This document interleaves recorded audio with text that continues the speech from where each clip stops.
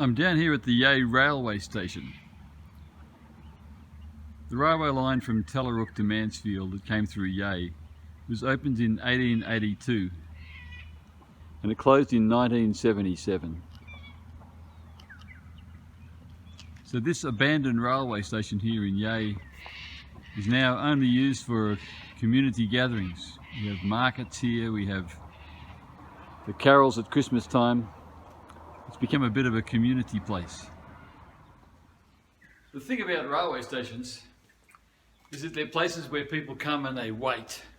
They sit on the seats and they wait for their train. And it's a fantastic image of needing patience. No matter how hard you try or how hard you wish or how hard you pray, the train won't come any earlier or later than it's going to come. And the idea of patience is a very important idea in this time of lockdown because of the virus, the pandemic. We're all waiting for something.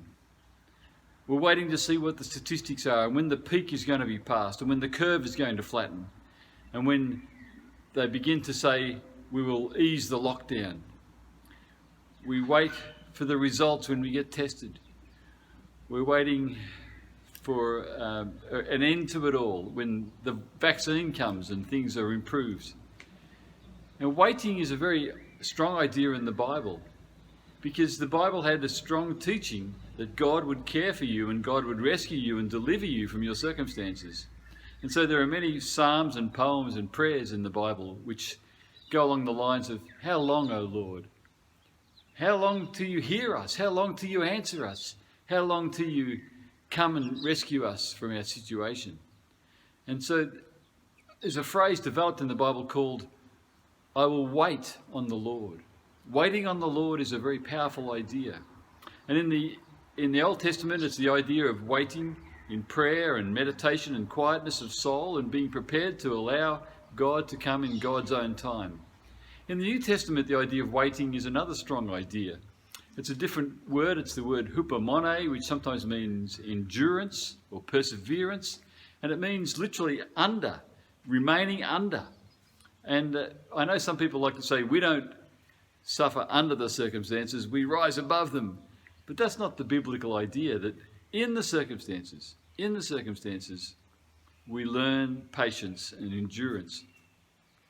In fact, it even goes so far in James chapter 1 of saying, we rejoice in our trials because in the trials we learn endurance, and endurance, when it is perfected, makes us perfect, makes us mature, and develops our character.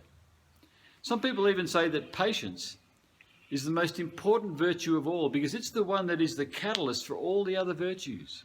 If you want to love, it's not a thing of a moment, it's a thing that takes patience, learning to know somebody or a situation and being able to love them consistently over a long period of time. It takes endurance and patience and perseverance. If you want to have peace or gentleness or self-control, all those things, patience is the catalyst that makes them work best. So patience is what I want to talk about today. Patience, waiting, putting up with circumstances that we don't like necessarily, but we know that we have to go through them. T S Eliot wrote a poem, one of the Four Quartets, East Coker, and he talked about hope and waiting. And he said, sometimes in the darkness, it's like being in a theatre. You know when you're in a theatre and it's the end of Act 1 and it goes pitch black. And in the blackness, you can hear movement in the wings. And things are changing. And you know when the lights come back on, that things are going to be different. They will have moved out that scene of the mountainside and the different range. They would have moved that facade of the courthouse and there'll be some new scene there. And he says that's what hope is like. It's waiting in the dark, knowing there's something coming, but not knowing what. And it seems to me that that's exactly our situation. People keep saying the post-COVID world will be different. But we don't know what different it will be. But we know that there'll be some things that have changed. There'll be some scenarios that have changed. We won't go back to exactly what was. And so patience and hope are about waiting in the dark, not knowing what is coming. That's why Paul says, If you could see what was coming, hope that is seen, that's not hope. He says you know what's coming. But hope is waiting in the dark where you don't know what's coming. And we're waiting for Christ to return. We're waiting for God to bring a new creation and repair this world. But we don't know all that that means. So we, in a sense, we're always waiting in the dark. We can't really imagine what this world will be like when Christ reigns and God sets everything right. And so patience is a wonderful thing we all need, but there's a lot of uncertainty about patience. But we need to be patient and wait for it. Waiting, of course, is part of life. We wait in winter for the coming of spring, and spring is really coming to my garden. It's appropriate in winter that there be no flowers, but once spring starts to come, well, it's early spring, it's still August. Everything comes into flower. I've got a red-stemmed wattle there. I've got gold dust wattle in there.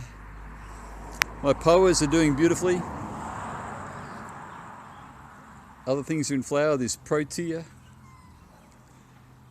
And this beautiful musk daisy bush just coming into flower now. How beautiful is that? We wait all year for this to flourish.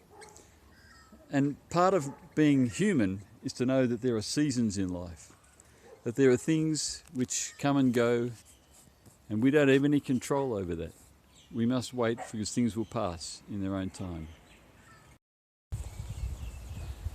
Patience develops our character. Patience develops our compassion. As we wait for things and go through difficult times, we learn to be more compassionate and think about other people, not just ourselves. That's if we get it right. And of course, patience also changes our choices. Things we thought were the way we should go, when sometimes we hit a brick wall and we wait, we find out there's another way we should go, and it takes time. So I just want to finish with a few ideas, I guess, that help us as we try to adopt patience during this time of lockdown and this time of difficulty. The first thing is, I don't think we have to wait alone. We're in a community, we're all part of the same church, the same district, the same place. We need to get alongside other people and talk through what we're waiting for and what it's like to go through those things. We need to share the experiences. Isolation does not work well. Get on the phone, talk to people, write letters, write emails. Share your experiences. We're supposed to gather together. When we can't gather together, there's other ways we can find that we're not alone. Secondly, we need to wait with courage, with hope, with a sense that we're not abandoned. This is not the end. We mustn't have despair about waiting and hope. We've got to believe that God will have an end in mind. The verse in Romans 8:28 that was such a popular verse in years gone by. It says, it's often been translated, all things work together for good for those who love God. A more careful translation by N.T. Wright, he says actually the idea there is that God works with us to bring things together for good. So waiting and patience and in the dark and with a blackness of hope and praying in the Spirit as we wait on God to find out what's happening. There will of course be experiences of groaning and all that. That's all talked about in Romans 8. But then he says, God works with us together to bring good out of things. And so we've got to be ready to listen to what God has to say. Is God perhaps pushing us in one direction or another? Is God perhaps opening up a little window of opportunity in which we can be involved? And they're the kind of things that we ought to be getting out and doing and making our waiting turn into something purposeful so that we can produce good out of times otherwise bad. There's a lot of wisdom in this poem by T S Eliot that I referred to earlier. I said to my soul, be still, and let the dark come upon you, which shall be the darkness of God. Even that's a great, profound statement.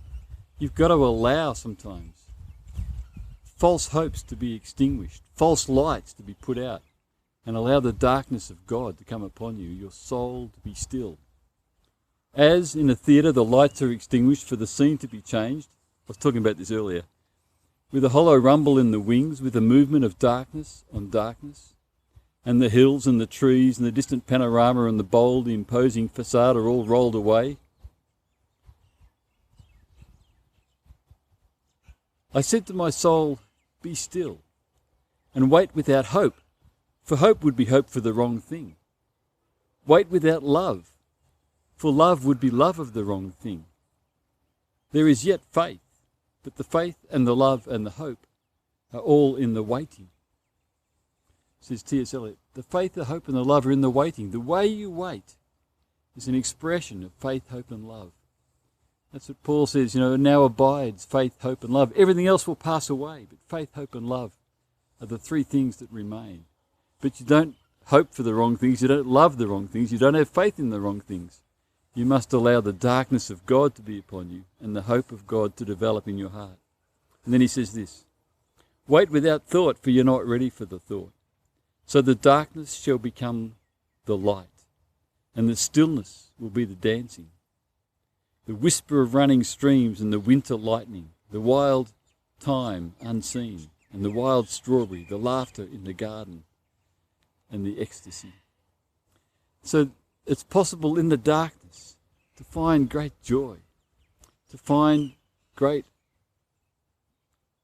purposefulness, great sense of relationship with God, to find that it's not a waste, that darkness itself can be a time where you still yourself. You get rid of the fevered rush and you allow God to reveal to you who you are, who God is, and what God wants you to do and to be. That's the great hope, isn't it? May you find patience during this time of lockdown. And may you be able to share it with other people and give them hope and strength.